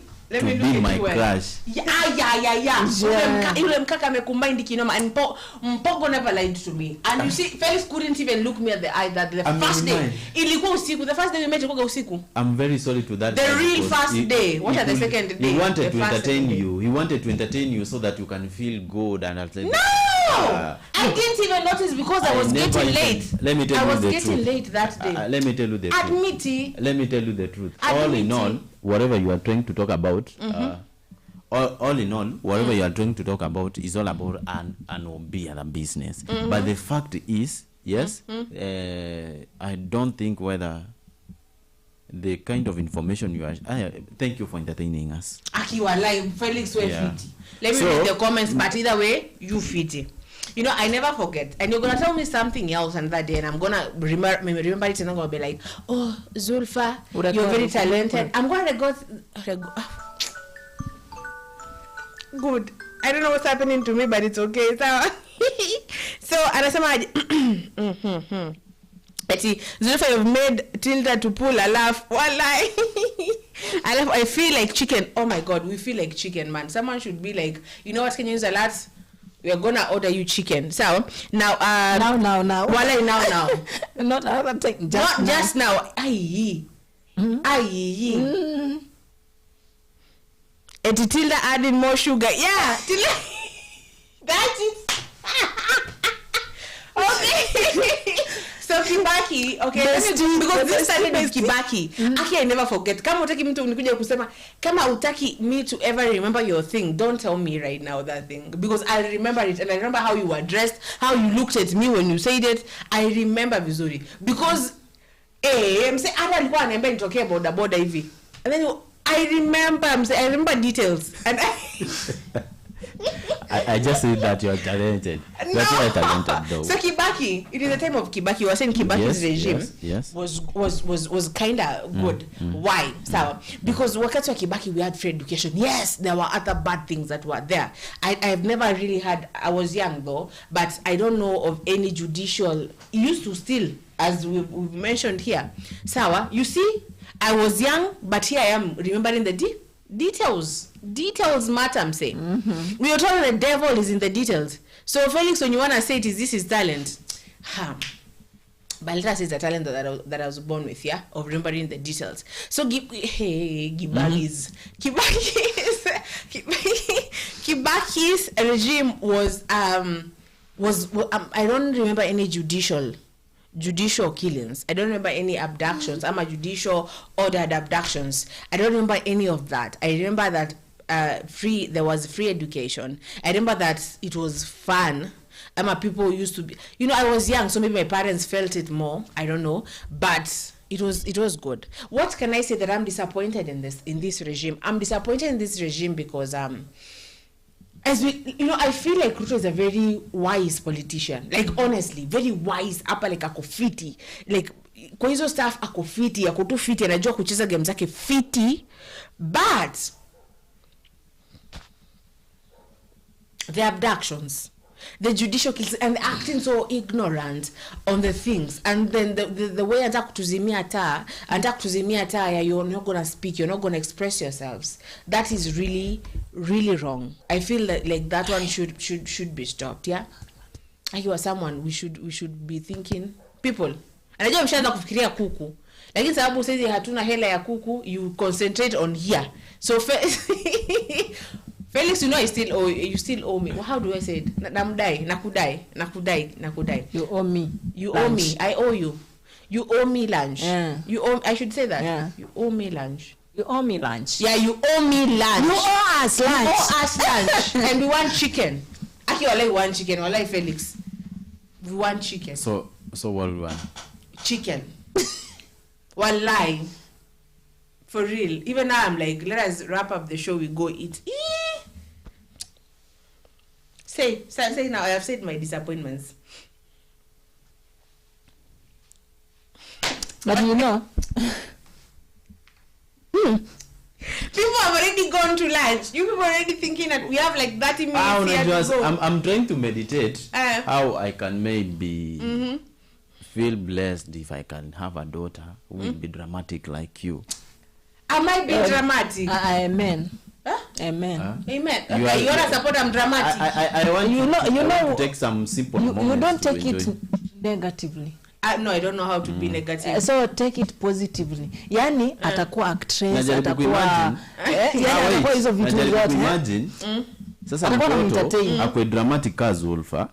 Alafu ninaweza kosa aje kupata advantage fulani whereby maybe the daughter can also be a good actress who can also be used to deliver even political messages. Sasa kama sasa tulikuwa tunazungumzia story ya Kibaki, umefika umeenda hadi huko umedanganya mpo. Sijadanganya. I even don't know that person. You don't know Wadogo. It's okay though. And let me ask you a very simple question. Let me ask you a very simple question. Now that it was all about the story of Kibaki, tulikuwa tunataka kucompare miaka hapo nyuma. Hadi ukakuja kusema like mimi si mtu mkubwa nimemaliza shule juzi. Umaliza shule juzi. Lakini kwa hii nyumba is like we are age mates. We are age mates and all this person wants to act like alikuwaga huku 2050. It's like you wanna look at us and be oja nilikuwa dead and Kimanthe say, "What? You finished yesterday, I finished today. Brian finished tomorrow. You finished yesterday too. So tell me how now? We are in the same. We are here with the same. So acha aki siwezi sahau. Aki cannot forget mse. Now you're making my brain think. Ama did you say what? Zolfa. For your information, I'll bring you my documents, okay? You will. So you wanna say you finished what? Okay, sema basi ulimazaga shule siku gani? I can do 1998. Uongo. That is when you were born. That is when he was born. Yes. Yeah. Sasa nikazaliwa 98 alafu nimalize shule 2018. Pia wewe jaribu kupiga hesabu yako vizuri. But you were born where 2001. What? Yes? Aki, I know in this studio there's no one who is older than 2000. Mbona unangangana kupigana hivi tuko age moja tafadhali? Yani you are fighting. Na umesahau kwamba aje hata ukifight aje. Mimi sikuwahi tumika na politicians ku criticize the government. Sasa so wewe kwenda man. Lakini why let me ask a fellow. Why tukifanya hii poem tukisifu the government they are very much okay? Because at some point mkisifu mnaweza sema ukweli na wakati when you are making a drama against the actions and in fact against the government, be sure with me that there will be some of the exaggerated information that you could give. Lakini wacha tukue straightforward. Before even you ask me the next question, let me just ask you, my sister. Yes? Why do you think we don't rely on the linguistics when it comes to message passing of messages? Why do you think? At some point, let me tell you this, exaggeration is the main threat. Whereby you can give biased and exaggerated information through your drama. Government. In fact, those kids are passing what even they don't understand. Let me tell you. Walienda wakafanya research wakapata hivi kuna barabara asa hii wao understand. Wewe tell us which is already there. Lakini Zulfa tuongee ukweli. Mbona nikisimama hapa niseme benye kale katoto kalikuwa kanafanyia Ruto. Ruto sijui nini, sikujua, sijui afadhali shetani ninayemjua kuliko sijui nani nisiyemjua. Tangu lini mtoto akaelewa President Ruto anasumbua kuliko shetani mwenye watu wamezoea? Nice, ni mtoto alikuwa anasema hiyo poem. Ruto kafurahi sijui ni nini hapo pesa mfukoni na Ruto was very happy. Lakini why wasn't that because that this is being used politically? Na nasema mbele ya Ruto hapo. Mbona you want us to yani mnataka yani tuwapake blue band tuwaeke jam tuwaeke kila kitu lakini siagi tu mpaka na shambani. My dear, no, when you are doing wrong you're supposed to be told what's wrong. If you are doing a right thing you are supposed to be told you are doing a right thing. Accept it and take it and keep it and even promote it. Gypsy says that even during Kibaki's and Moi's there were killings, but they managed to cover evil by good developments they brought, and they never really showed it in daylight. Abductions, you know, let me give you a story of one of my uncles. Yeah, one of my uncles had something that was going on. I'm not gonna say who they are, but one of my very distant uncles. So this uncle of mine, sawa, walitumiwa DCI. No, was it DCI? No, GSU. Sawa? Wale wa farasi ni hao. Ama? Sindio? Those that ride farasis, GSU. They're called GSU. Okay. We aniangalia aje sasa. Why are you looking at me when you're smiling with your eyes? You see? It's because we are going with eyes, you've seen. We are going to have chicken for lunch. Aki, if we don't have chicken, the next show I will say, and you know I say, Now okay, so this uncle of mine alichukuliwa manane ya usiku, sawa, akaenda. We never really, okay, I was not born, but now they never really ever known that he was gone until sasa ikabaki ameenda, hajulikani yako wapi. But now, like, it used to be done in a secretive way. It wouldn't be that sisi mtu anachukuliwa katikati ya soko, we kuja brother, ingia hapa, like that Billy Mwangi kid. Billy,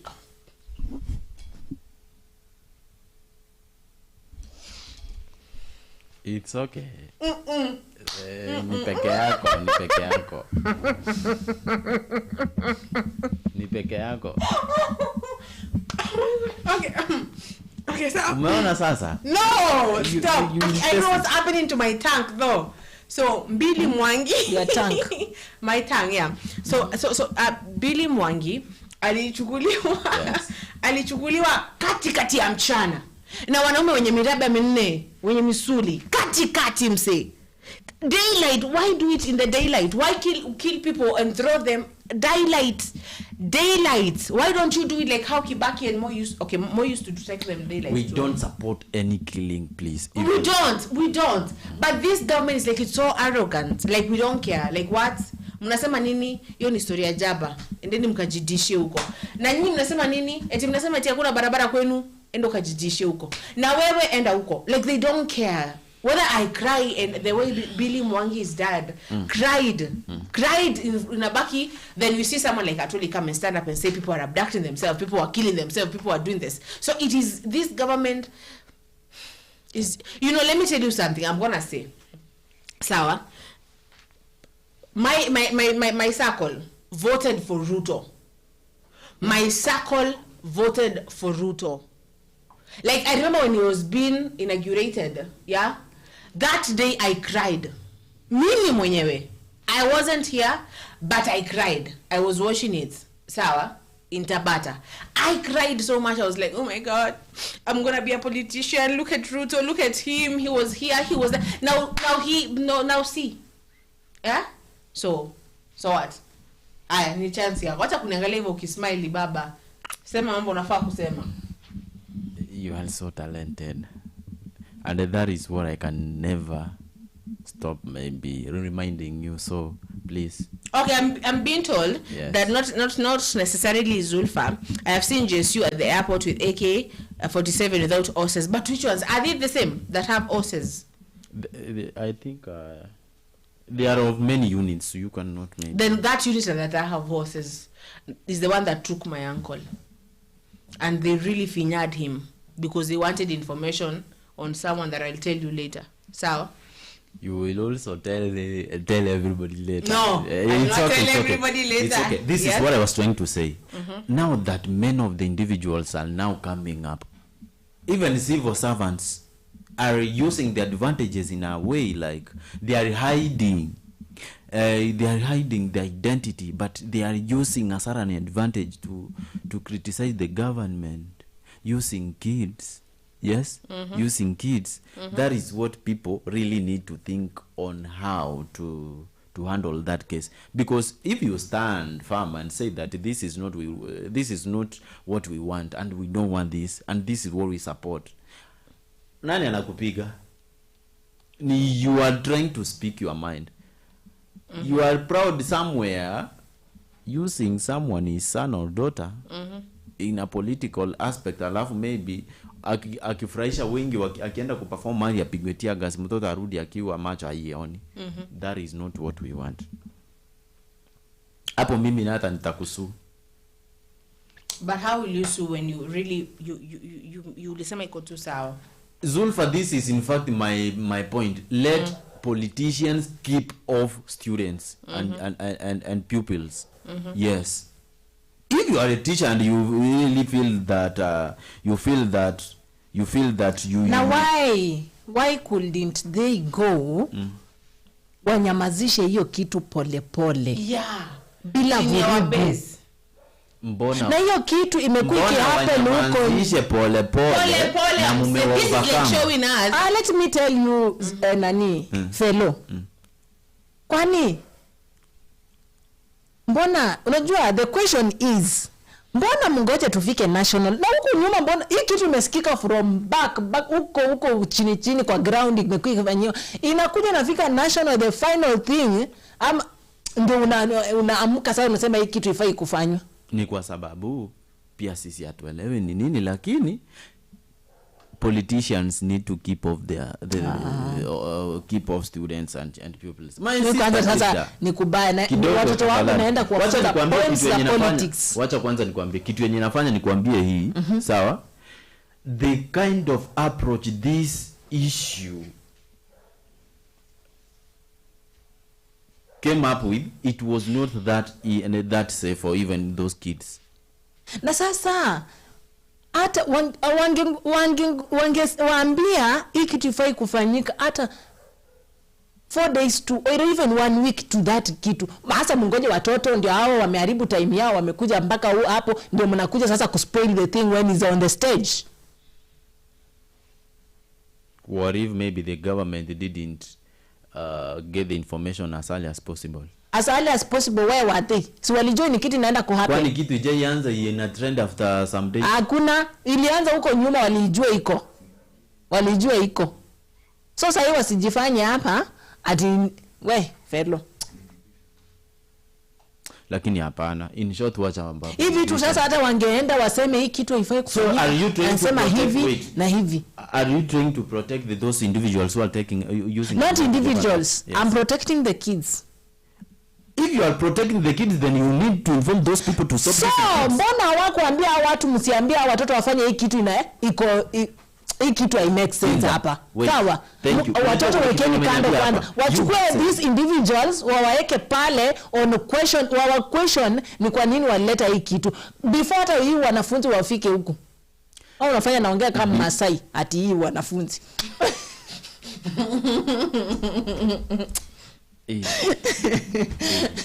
Tilda, you have said you are trying to protect kids. Yeah. Yes? Yeah. Why can't you address those people who could at some point use these kids to use a different formula? Let me ask you. Haven't you seen that these people are trying to use this advantage? They could maybe... Wait. Urudi chini. Oh, thank you so much. Okay. Haven't you seen that these individuals are promoting their interests by using kids wrongly? Let me ask you something though. But didn't Ruto break all boundaries when he went for children? You could have gone for Cleophas Malala and just stopped it at that. By the way, sawa fiti. Let us say, okay, sawa. To assume watu walitumiwa vibaya. To assume Cleophas alitumia watu vibaya. Lakini don't you think that enyewe Mr. Ruto did break like 1,000 boundaries when he went for the kids? And you know we have nothing against Ruto. Sasa let me tell you Zulfa. Sijakata. Watu wanasema amewatumia vibaya. Sawa, amewatumia vibaya. Why? Kama mlijua anawatumia vibaya, hao wanafunzi hata wangejua what is going on with the government and Cleophas. Sawa? Wangekuja wachukua huyu Cleophas. Sawa? Waende wamuulize maswali na uko. Kwa nini ameandika hiyo kitu yenye inaguza serikali sana hivyo? Amepea wanafunzi wa uko mali wanafunzi hakuna. Mali hata hawangekuwa hata wamefika that Nakuru kama hiyo kitu imeanza. Sawa? Hawangekuwa attacked those kids. Fellow, ala mtoto wako angekuwa hapa sasa ungekuwa unafikiria Cleophas. Ungekuwa unafikiria ningefikiria mtoto by the way. Yes. Vile nitamtoa kwa hizo vitu hapo hivyo. Na vile nita make sure every time. Na usikataza mtoto kufanya kitu yenye anataka kufanya. Kwa sababu ile unamkataza ndiye anafanya. But what are we supposed to do when it comes to these people who are taking advantage kutumia watoto vibaya? Hiyo kitu ndio nataka nyinyi watu muongee. Ndio nakwambia. Mwambie.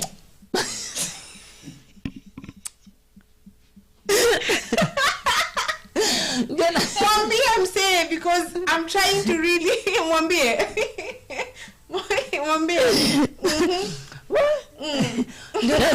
Ndio nakwambia they could go for Cleophas. Yeah. he is the writer of that thing. Before hiyo kitu ikuje mpaka watoto watoke from Butere to Nakuru. Sawa?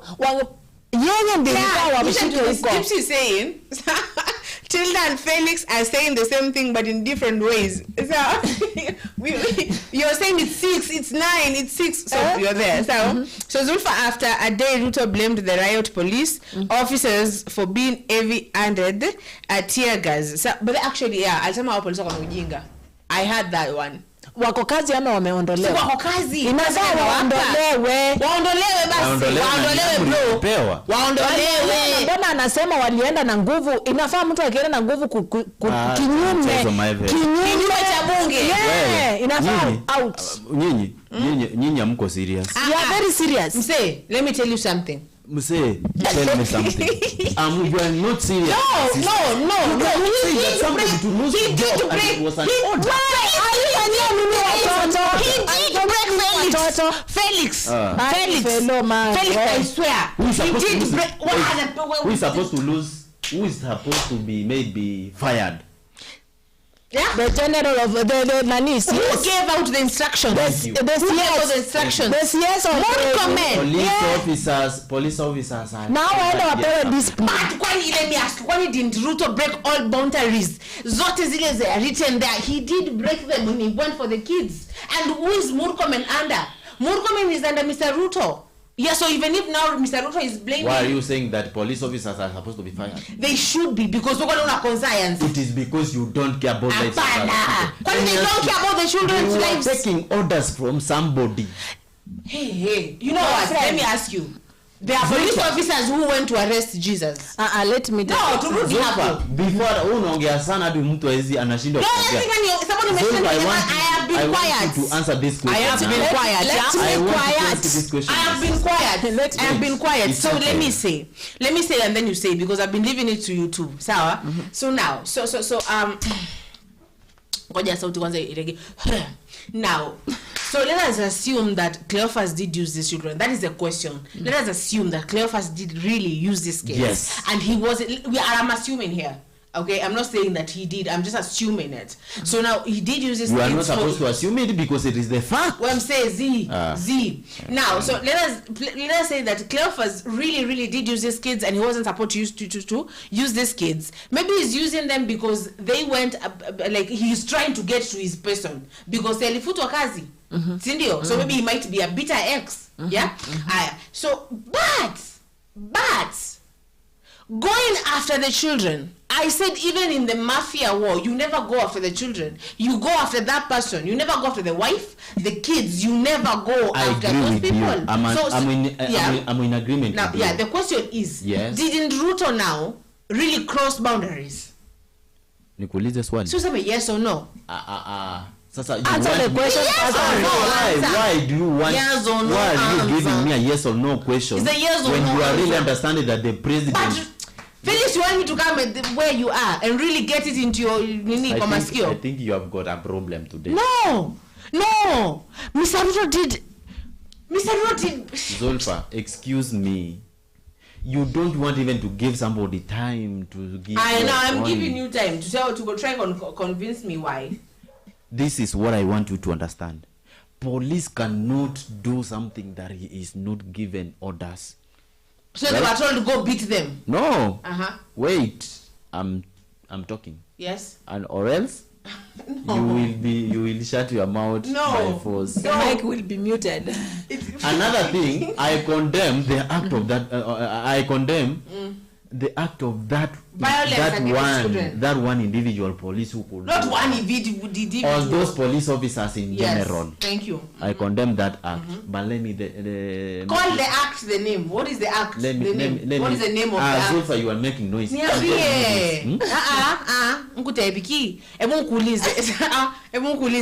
is the name of the act? The act was violence against minors. That was violence against minors. This is what I want to understand. Wait. This is what I want you to understand. I want to make it clear about this. Make it clear. At this point, my sister could say that they are supposed to be fired. Somebody cannot be fired, and yet the person could use. Okay, could work under the orders the person could receive from. So what were the orders? What are you trying to say? What were the orders? Orders are supposed to fire somebody who could order them to do so. And who is that person? Regional commander. Who is the regional commander under? Who is the regional commander under? I want you to understand this. Those police officers, yes, they are not in the position. And in fact, they are not even supposed to be fired. This question should let us go good. Wait, let us go good. We are going. Twende vizuri. Unatoka mahali. Anatoka mahali. Zulfa karibu kutoka kwa kitu. Unaona venye anasonga na mic. Because I'm sorry. Let me go. No, let us go really good. Let us go step by step. So you say that these police officers. Before you ask me, it's okay. Wait, before you ask me, Felix. it's okay. No, Felix. Felix, let us go as we are going. No. Before you ask me, no, wait. I am talking about the point of losing job. No, losing a job. Yes, and you're saying that they were under rules. They were under instructions. Whose instructions? Let us go nice. Pole. Who are police under? Wasema regional director. Commander. Who is that regional commander under? Mrokomen. No. IG. The Inspector General. Yes. Who is the Inspector General? Who does they answer to? Who do they answer to? The same person. No, say. The same person, you understand? Just same producer another producer, but who do they answer to? Uko juu. Sema jina baba. Uko juu hivyo. The cabinet Murkomen, yes. Murkomen. So it goes up to the president. So how does it come down then? It comes down from. But let me ask you. Tuseme baba, pull back usifikie. Let me go back. It's okay. It comes down from there. From the president. So that's why when I say Ruto did cross a boundary, I mean because I know the orders come from where? That thing that I hate to say. From above. They come from above. And who is above? Who is above now? Who is above? Nataka ujibu maswali jamani. Jibu maswali vizuri. Who is above now? Say my jina. I want the camera to show Felix when he's doing this because I don't know what is this. Wait, the Zulfa. Zulfa, you really need to take your time. Oh my God. Yes? The best thing I want you to understand is this. Yes? This is what I want you to understand. Please, if you don't mind. Those little girls from that school, they were abused politically.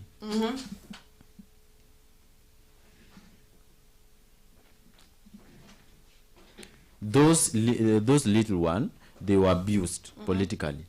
But you said, Matilda said, if possible, those police officers are supposed to be fired. And my point of argument came through when I said that police officers are not supposed to be fired.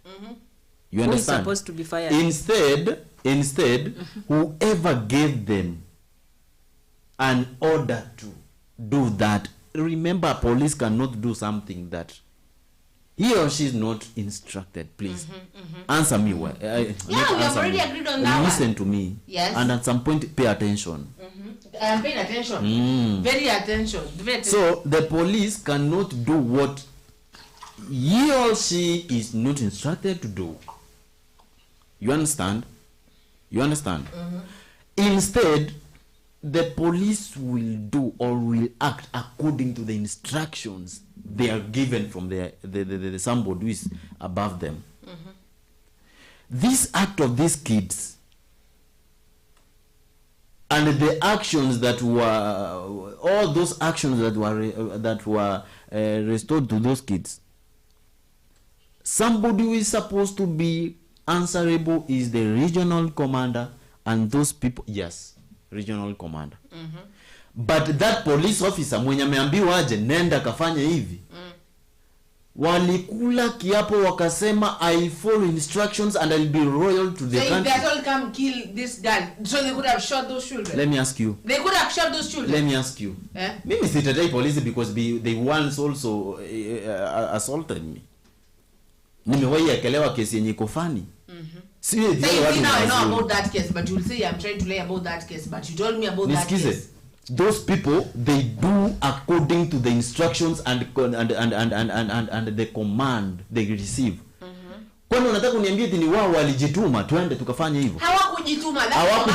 Then why are you guys saying that if possible they need to lose their job? Why is it so personal to you? It is because you don't even try to consider them. I'm trying to consider them. Opole, I shouldn't start. Consider them while saying that they need to lose their job. Let me sit down again. I'm thinking of standing all the time. How can you consider them and you are saying that they need to lose their job? So now you want to say if that police officer was ordered to go shoot the girl, the guns, they could have been like, I'm so sorry. Polisi ni watiaji tunajua, lakini ni ujua wanachukua order kutoka huko. Wewe kwenda. No, if that would be the Ebu, let me read this. Let me read what Gypsy is saying here. So Gypsy is saying the ground is hot in the studio. Let me tell you, it was hot. It is hot. Round 2. Editilda pulled back Zulfa. Aki. I felt like going where he is. You will come for I need to come to you and really be like, check it bro. Nasema hivi. Like, by the time unafika hapa utapata umepata zawadi yenye umekujia. Zawadi nini? So if it is chicken, yes, I will come for it. So Ruto will ask for security as one of the protected arms. Head of the service, e.g. the riot police officers will take commands from the general commander and are not Ruto. But okay, fine, good. It is not stackable act, but they were deployed.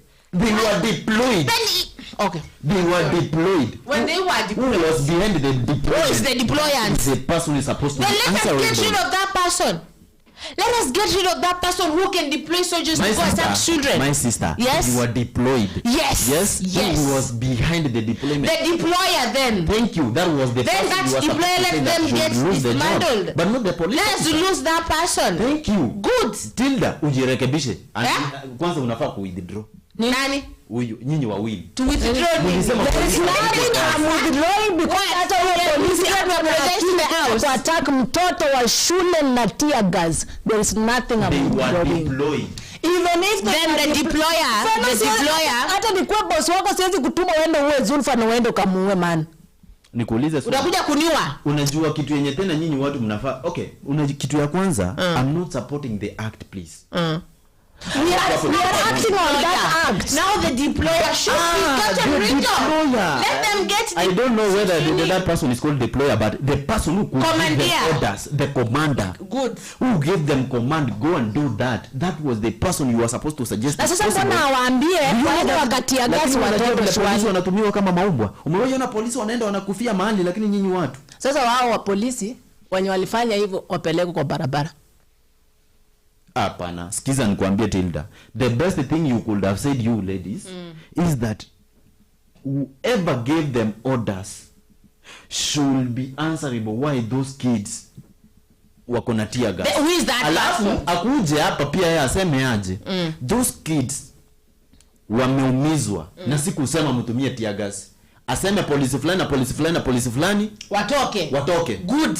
Then we want to see that. I really as a Kenyan, I want to see that. Lakini si eti watolewe wewe polisi kwenda kurushia. I cannot agree with the point that the police are given orders. Even you in your own senses, would you go to tear gas? Tear gas. Umewaona polisi polisi mwenye aliwairusha tear gas. Yeah, he threw the tear gas to people. And at the moment aliona watu wanaumia akaanza kulia. Mbona alikuwa analia? Those people are also human. Alikuwa analia kwa sababu tear gas iko kwa macho. Wewe Tilda wewe. Wallahi. Alikuwa lesa wote mshika. Yeah. That person was crying. Wait, that person was crying because he knew that. So you want to say the person who was nailing Jesus on the cross cried? Sasa Jesus was nailing the savior. Jesus anahusikaje na historia hapo? I'm saying because those were soldiers too. You would say that those were soldiers too. Under the command of Herod. Angalia ile story imeandikwa. Nani Zulfa? What is the name? Herod. Going to holy books. Yes? Going to holy books. Will never be the point when it comes to the contrast of the story we have right now. But you know we relate. The best thing you need to understand is this. Wait, you are relating it, which is good also.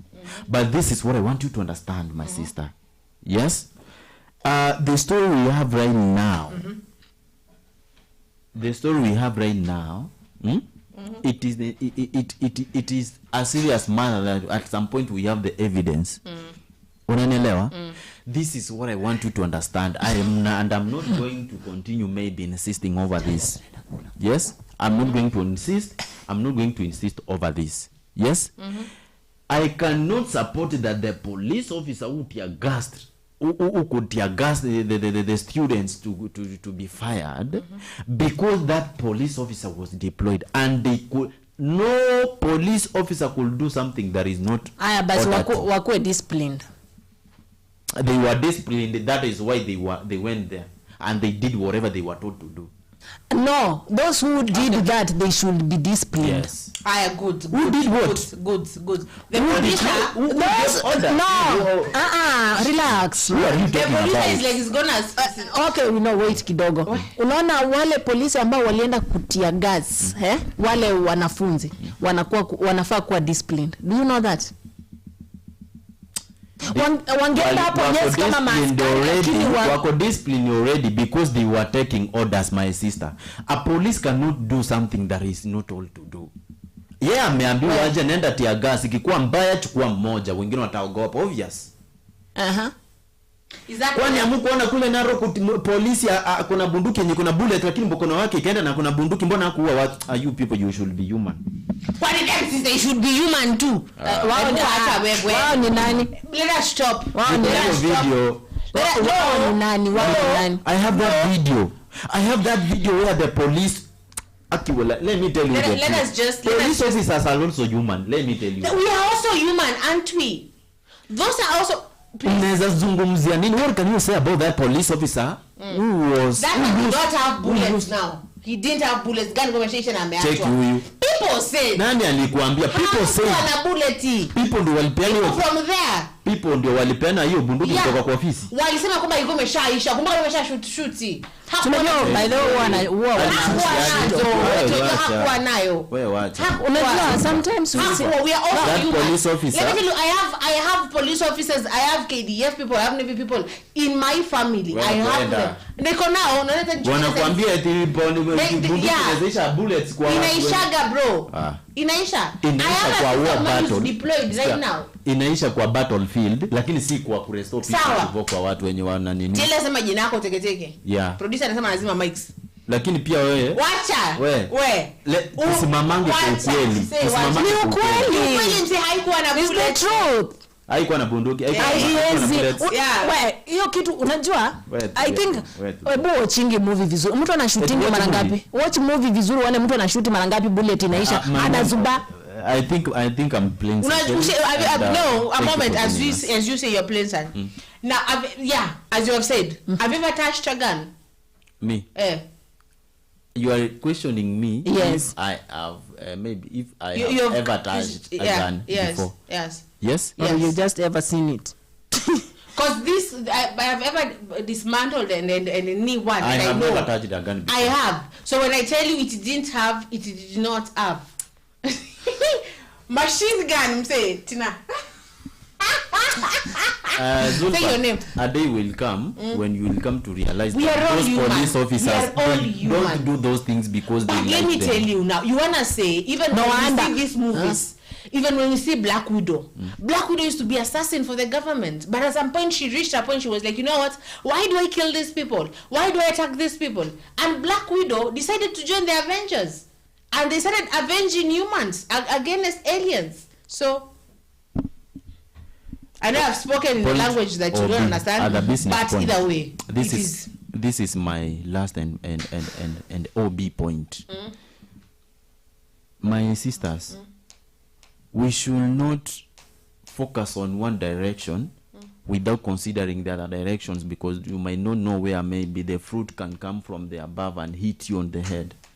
You should be focused in you should be alert, just like our channel. Yes, let us be straightforward and be transparent enough to every aspect, because when we be biased to one point or one side, that will be the moment we will never be those people who can be in the position of maybe helping the society. You understand? I'm telling you the truth that at some point we don't need to blame those individuals. They work with orders. Enda kwa maandamano, ikikuwa mbaya zaidi weka mmoja chini so that wengine waogope. Sasa hizi watu wengine waogopi. Unanielewa? Tutakufa, yes? Tukufe. Tunakufia Kenya. A good example ni huko Suswa. Mahali polisi alispare watu wengi. Acha hiyo story mnaambia eti bunduki iko na bullets, my sisters please. Polisi wengine walikuwa hapo. Wakaamua tu wawepe. Si eti hawakuwa na bunduki, walikuwa na bunduki zenye ziko na bullet wengi. Hizo bullet mingi walikuwa nazo zingeka wale watu. Unaona ni walikuwa wanajaribu kuavoid mambo mengi ya kuwekelewa kesi zingine zenye hawakupewa orders. Jamaa kajaribu kuhepa, that was the moment alilose mkono. Si eti ni kwa sababu angeshuti hao watu. So hata watoto wenye walikuwa abused kulingana na story ya Gashagua. Sawa? Kulingana na watu wa Gashagua. Gashagua ako sawa, amejaribu kusema like president aungetuma watu waende kupiga watoto. Nimekubaliana na hayo. Lakini the point ya kusema if possible police wavutwe kazi, that will never be the point. Why? They are working under instructions that they are given. They are given from their leaders. Yes? So, can I say my name? My name is Felix. I come from Kenya. We know. We know you come from Kenya. Yeah. So thank you so much for joining us. Gypsy, much love, manze. Nimetamani kukuona kwa Are you going to buy us chicken before we cut the line? You know you owe us chicken.